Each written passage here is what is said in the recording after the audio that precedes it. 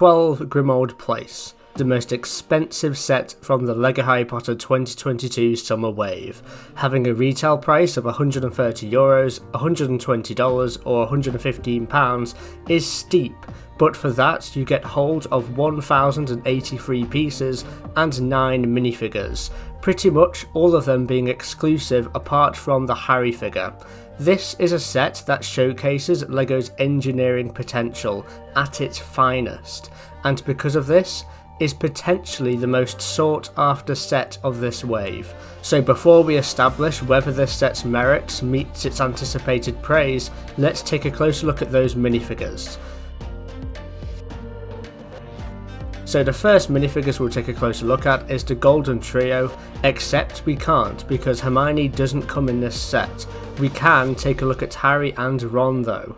These minifigures are fairly bare bones, especially the Harry, where there is nothing significant about it whatsoever. But the Ron figure does come in a newly printed sweater exclusive to this set.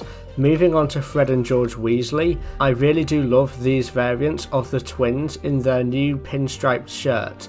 I do wish we got some leg printing on these minifigures though, however I appreciate that it's not really necessary when they're simply just wearing plainish trousers. A minifigure who doesn't shy away from such detail though is their mother, Molly Weasley. This minifigure looks outstanding in her bright light orange attire and heavily detailed torso and legs. She looks exactly how she looked in the Order of the Phoenix film, and I believe this version of Molly is a vast improvement to the ones we saw in the 2020 Attack on the Burrow and 2020 Diagon Alley sets, which were both absent of leg printing. We do get Order members in this set, including Kingsley Shacklebolt and Nymphadora Tonks. Kingsley, in my opinion, is a vast downgrade from the one we saw in the 2020 Harry Potter collectible minifigure series, due to the lack of the previously present blue cloak and printed hat. However, Tonks doesn't disappoint with a nicely detailed torso and legs combo, as well as a double-sided face print where she's making a duck face. And we also get accompanying red and purple hair pieces to help replicate her Metamorph Magus abilities. A fan favourite in this set, I don't doubt, will be Sirius Black, this time in his normal clothing. This is the first time we have ever gotten a Sirius Black minifigure before where he's not wearing his prison attire. I do wish that he was wearing his dark red jacket instead of this olive green one though.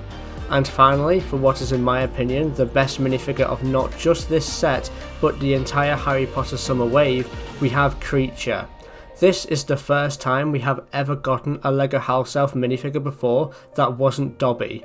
Now LEGO could have easily just reused the head mould from the recent Dobby minifigures and simply adjusted the printing to better suit Kreacher, but they went the extra mile and gave us a completely new and unique head mould specially for this minifigure, and that extra detail really has paid off and I appreciate LEGO for doing that.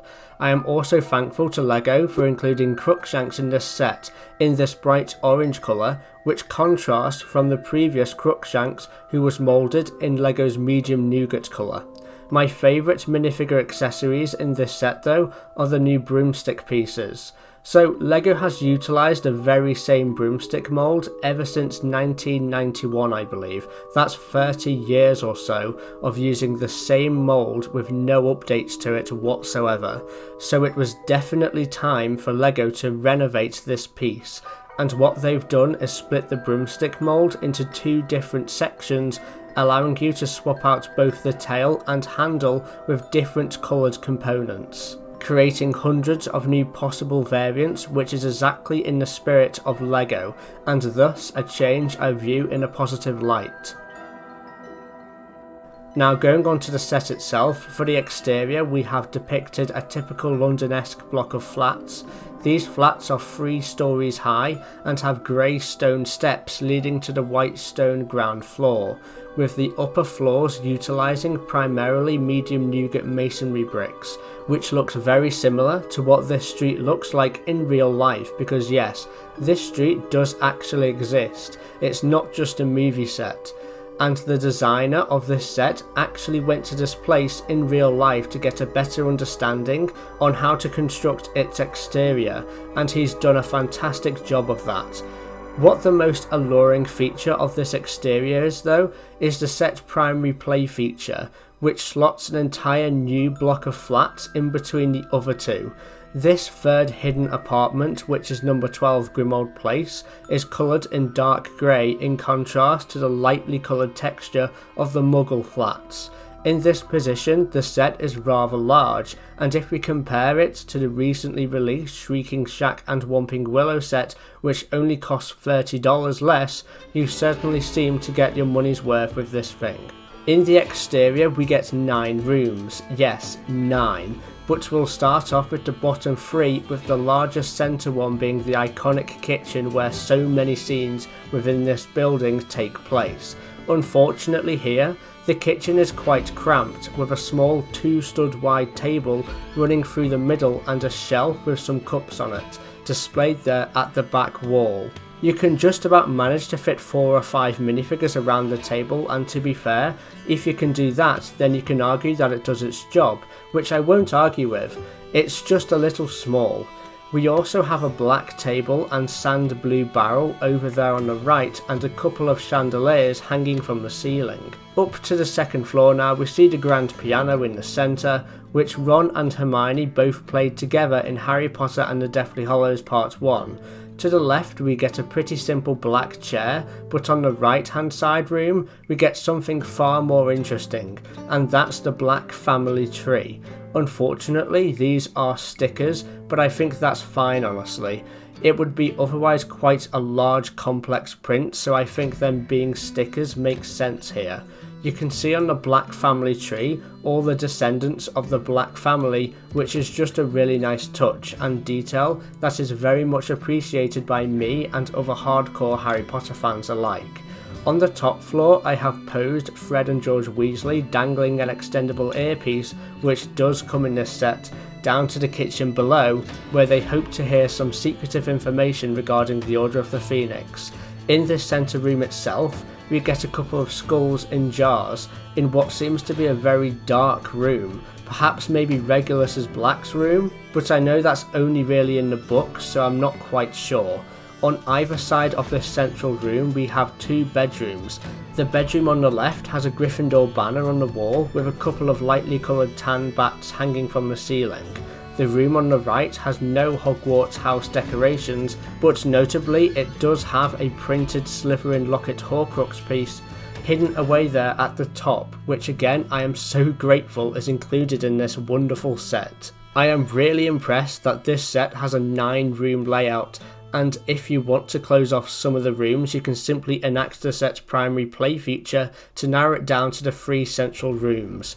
Overall, I think this set does a great job at fitting in so many nods and references to the source material into just one building. Due to this, I think this set can be appreciated by Harry Potter fans of all ages. Speaking of which, let's get into our ratings for this set. Starting off with the K-Foles, who are kid fans of LEGO under the age of 13, I would give this set a 3 out of 5. I think kids will really enjoy the primary play feature, but may end up losing a lot of the accessories or even end up accidentally breaking this set, as the upper compartments are held together by just a few jumper plates. And that's why I think it's essential to pick up this set by the base if you intend to move it around. For the T-Fold score, which stands for Teenage Fans of LEGO ages 13 to 17, I would give this set a 4 out of 5. I think teenagers are going to appreciate the exclusive minifigures more and will be more capable at constructing this set and keeping it all together. For the A-Fold score, or adult fans of LEGO aged 18 or over, I would give this set a 3 out of 5. It would be higher if this set was simple to include in LEGO Cities, which I know is a big factor amongst fans of this age group, but considering the set stands on a number of 2x2 round curved tiles in order to make the primary play feature work, the set can't be studded into place, which may pose a problem to those city builders. For the price, I'm going to go straight down the middle again and give it a 3 out of 5. I don't think it's a great price nor a bad price, I just feel it's priced appropriately compared to the other sets in this recent LEGO Harry Potter summer wave. This gives us an overall score of 3.25 out of 5, which is very respectable indeed. If you haven't seen my recent video where I conduct an in-depth analysis on the revealed $500 Hogwarts Express set, then click the video on screen now. A big thank you to Phil, Sue Penn, Lucas Hatch, Kay Crossley and Brightest TopicBricks, who are all tier 2 and 3 members of the channel. I'll catch you tomorrow where I will be publishing my review on the new 2022 Summer Wave Ministry of Magic set. I'll see you there.